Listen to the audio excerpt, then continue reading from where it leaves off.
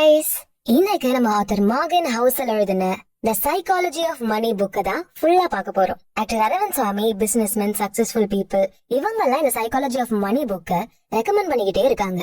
அப்படி என்னதான் இந்த புக்ல இருக்கு? ஆத்தர் சொல்ற மாதிரி இப்ப கேட்போம் வாங்க. Introduction. The greatest show on earth. நான் காலேஜ் படிச்சிட்டு இருந்த டைம்ல லாஸ் ஏஞ்சல்ஸ்ல இருக்க ஒரு நல்ல ஹோட்டல்ல வேலை பார்த்துட்டு இருந்தேன். அங்க அடிக்கடி வரக்கூடிய கெஸ்ட் ஒரு டெக்னாலஜி எக்ஸிகியூட்டிவ். அவரு செம்ம ஜீனியஸ். 20ஆம் நூற்றாண்டுகள்லயே வைஃபை ரூட்டர்ஸுக்கான டிசைன் ஒண்ணு பண்ணி அதுக்கு பேட்டன்ட் வாங்கினாரு. நிறைய கம்பெனிஸுக்கு அதை விற்கவும் செஞ்சாரு. செம சக்சஸ்ஃபுல்லா ஆனாரு. கட்டு கட்டா காசு நோட்டு வச்சிருப்பாரு.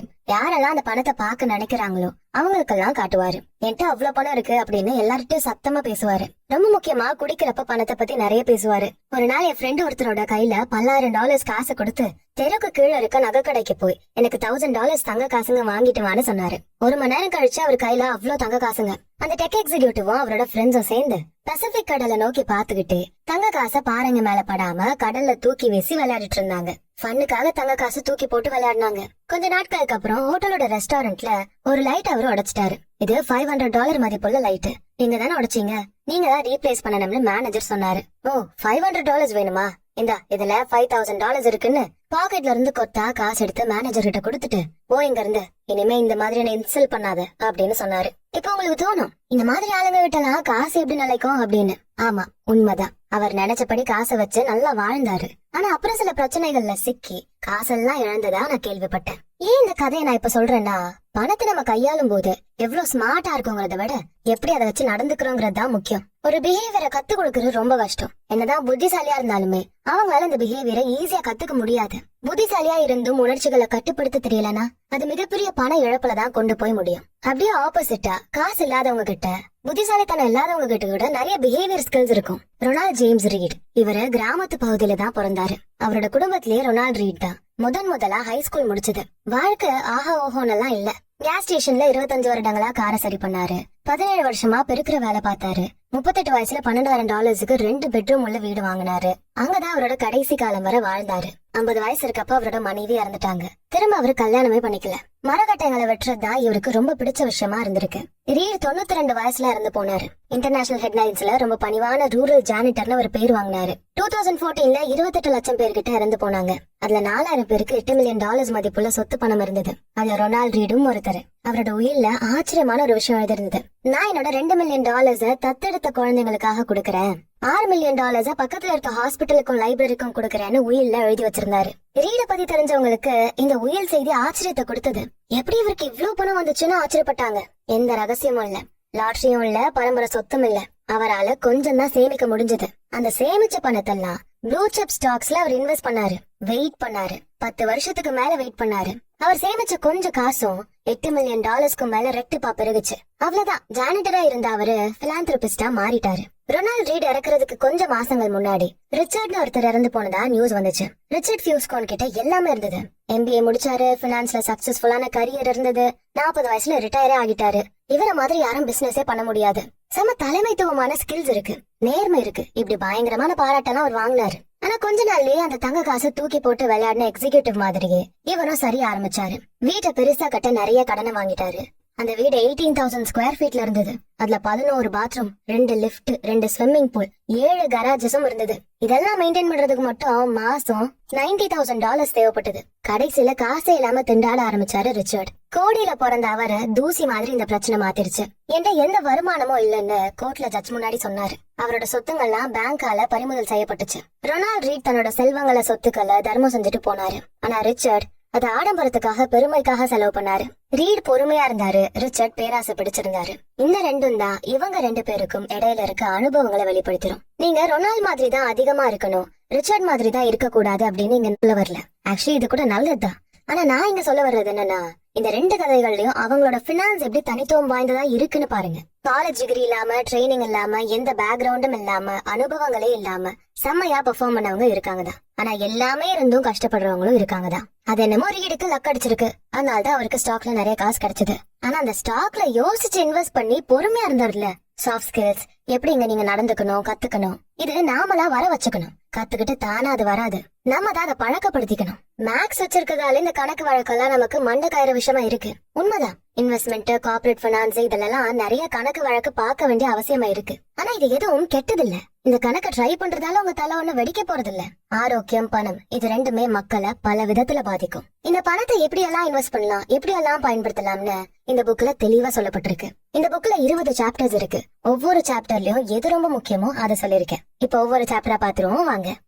Chapter 1, No one's crazy. நான் ஒரு பிரச்சனைய பத்தி சொல்றேன். இத கேட்டப்புறம் பணத்தை வச்சு என்ன பண்றதுன்னு நீங்க ரொம்பவே யோசிக்க மாட்டீங்க. அப்புறம் மக்கள் பணத்தை வச்சு என்ன பண்றாங்கன்னு ஜட்ஜும் பண்ண மாட்டீங்க.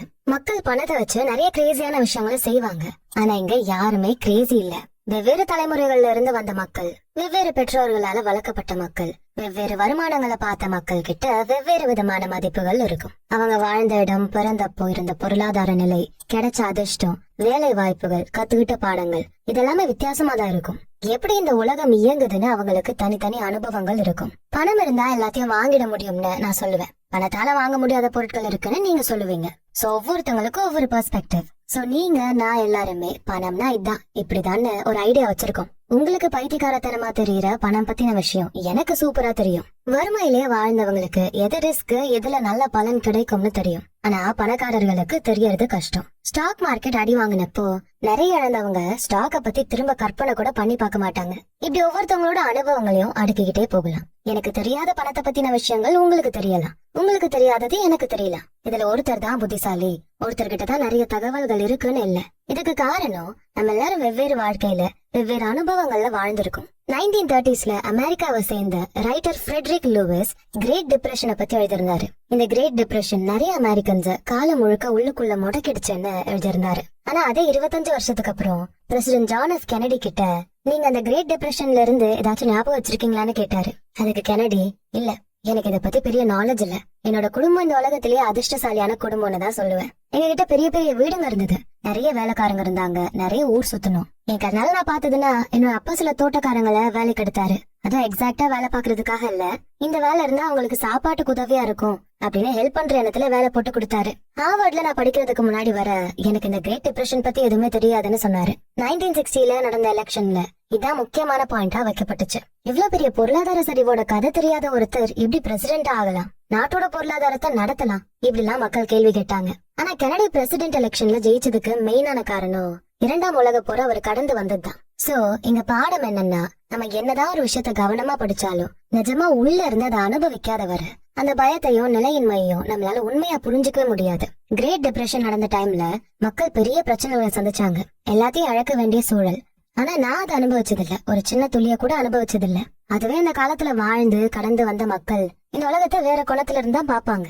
வரலாறுகளை படிக்கிறப்போ எதையும் நம்ம புரிஞ்சுக்கிட்ட மாதிரிதான் இருக்கும். ஆனா அதுல நீங்க வாழ்ந்து பார்த்தாதான் அதோட தாக்கங்கள், விளைவுகள் என்னன்னு புரியும். அதுவே உங்க பிஹேவியரை கூட மொத்தமா மாத்தலாம். எப்படி இந்த உலகம் இயங்குதுன்னு எனக்கு நல்லாவே தெரியும்னு நம்ம நினைச்சிட்டு இருக்கோம். ஆனா உண்மை என்னன்னா அதுல ஒரே ஒரு துளிய மட்டும் தான் நம்ம அனுபவிச்சிருக்கோம். 2006ல பண்ண ரிசர்ச் படி மக்கள் தங்களோட இன்வெஸ்ட்மெண்ட்டுக்கான முடிவுகளை சொந்த அனுபவங்களை வச்சுதான் எடுக்கிறாங்க.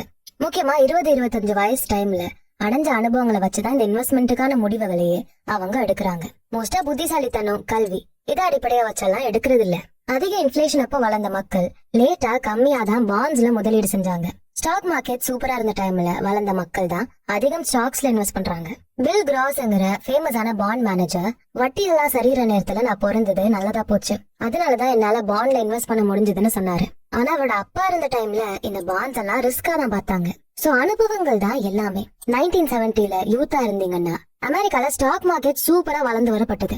அதுவே 1950ல நீங்க யூத்தா வளர்ந்துருந்தீங்கன்னா இது உங்களுக்கு வெறுப்பா இருக்கும். இப்படி பொருளாதாரம், வேலை வாய்ப்புகள், உலக போர்கள், ஸ்டாக் மார்க்கெட் சரிவு எல்லா அனுபவங்களையும் அடிப்படையா வச்சுதான் மக்கள் இன்வெஸ்ட்மெண்ட்டுக்கான முடிவுகள் எடுக்கிறாங்க. ஸ்வீட் கடையில வேலை பாக்குற ஒரு பொண்ணுக்கு அந்த வேலை பெருசா தெரிஞ்சது. ஏன்னா அதுக்கு முன்னாடி அவங்க விபச்சாரியா இருந்தாங்க. அந்த வாழ்க்கையை விட இந்த வாழ்க்கை அவங்களுக்கு நல்லதா தெரிஞ்சிருக்கு. இந்த வேலை நல்லா இருக்குங்கிற எண்ணத்தையும் கொண்டு வருது. ஆனா வெளிய இருந்து பாக்குறவங்களுக்கு ஸ்வீட் கடையில வேலை பாக்குறாங்களா அவ்வளவுதானா, அது என்ன பெருசா பேசுறாங்கன்னு தோணும். மக்கள் அவங்க மண்டைக்குள்ள இதுதான் உலகம், இப்படிதான் இயங்குதுன்னு ஒரு ஐடியா வச்சிருப்பாங்க. அதை சார்ந்துதான் அவங்க எடுக்க போற பொருளாதார முடிவுகளும் இருக்கும். சொந்த அனுபவங்களை சார்ந்துதான் இந்த முடிவுகள் இருக்கு. என்ன இவன் எவ்வளவு மோசமா முடிவு எடுக்கிறான்னு நம்ம யோசிப்போம். ஆனா அவங்க வாழ்க்கையை கொஞ்சம் பாக்குறப்போ அவங்க எடுத்த முடிவுகள் எல்லாம் சரியாதான் இருக்கும். லாட்டரி டிக்கெட்ஸ் உதாரணமா எடுத்துப்போமே, அமெரிக்கன்ஸ் எல்லாம் படம், வீடியோ கேம்ஸ், மியூசிக், புக்ஸ் இதுக்கெல்லாம் செலவு பண்றதை விட லாட்டரியில தான் அதிகம் செலவு பண்ணுவாங்க. கம்மியான வருமானம் இருந்தாலும் லாட்டரியில காசை கொட்டுவாங்க. இத பாக்குறப்போ என்னடா இது முட்டாள்தனமா இருக்கேன்னு நமக்கு தோணும். ஆனா வசதியான வாழ்க்கை வாழாத மக்கள், பினான்சியல் ஸ்டெபிலிட்டி இல்லாத மக்களுக்கு இது பெருசாதான் தெரியும். லாட்டரிங்கிறது அவங்களுக்கு கனவு மாதிரி, அதுதான் பெட்டரான வாழ்க்கை மாதிரி. ஜெயிக்கிறது பெருசு இல்ல, அந்த லாட்டரி கொடுக்கற நம்பிக்கை தான் பெருசு.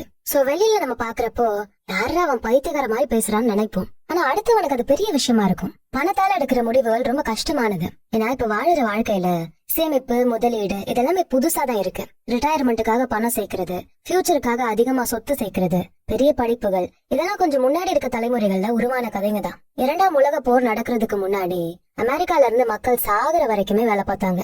எப்போ ரிட்டையர்மெண்ட்ங்கிற ஆப்ஷனே இல்ல. 1935ல தான் சோஷியல் செக்யூரிட்டி அப்படின்னு ஒண்ணு கொண்டு வந்து அமௌண்ட் கொடுத்து சேமிப்ப ஆரம்பிச்சாங்க. இந்த கான்செப்ட் பரவிதான் ரிட்டையர்மெண்ட் அப்படிங்கிற விஷயமே வந்துச்சு. இப்ப இருக்க மியூச்சுவல் ஃபண்ட்ஸ், டெபாசிட், இன்சூரன்ஸ் இதெல்லாம் அப்ப பெருசே இல்ல. கடந்த சில வருடங்களா தான் இதெல்லாம் இருக்கு. பணம் சம்பந்தமா நம்ம எடுக்கக்கூடிய முடிவுகள், நம்ம நடந்துக்கிற விதம் எல்லாமே பைத்தியகாரத்தனமா தான் தெரியும். ஏன்னா ஒவ்வொருத்தவங்களோட உணர்ச்சிகள், சொந்த வாழ்க்கைகள் இதை சார்ந்துதான் பணம் சம்பந்தப்பட்ட நடத்தைகள் இருக்கு. இப்ப இருக்க மாடர்ன் பினான்சியல் சிஸ்டமுக்கே இந்த சமூகம் இன்னும் அடாப்ட் ஆயிட்டே தான் இருக்கு. இப்பவே இதுல பல தவறுகள் நடந்துகிட்டே இருக்கு. அந்த மொமெண்ட்ல எது சரின்னு படுதோ அதை வச்சுதான் மக்கள் முடிவுகளை எடுத்துட்டு இருக்காங்க. சோ இதனாலதான் எல்லாரும் கிரேசியா தெரியுறாங்க. ஆனா அவங்களுக்கு அவங்க எடுக்கிற முடிவுகள் சரிதான். உங்களுக்கு பைத்தியக்காரத்தனமா தெரியுறது எனக்கு நல்லதா தெரியும். சோ இங்க கிரேசின்னு யாருமே இல்ல. இப்போ பில் கேட்ஸ் எப்படி பணக்காரனா ஆனாருன்னு நான் உங்களுக்கு சொல்றேன். Chapter number 2, luck and risk.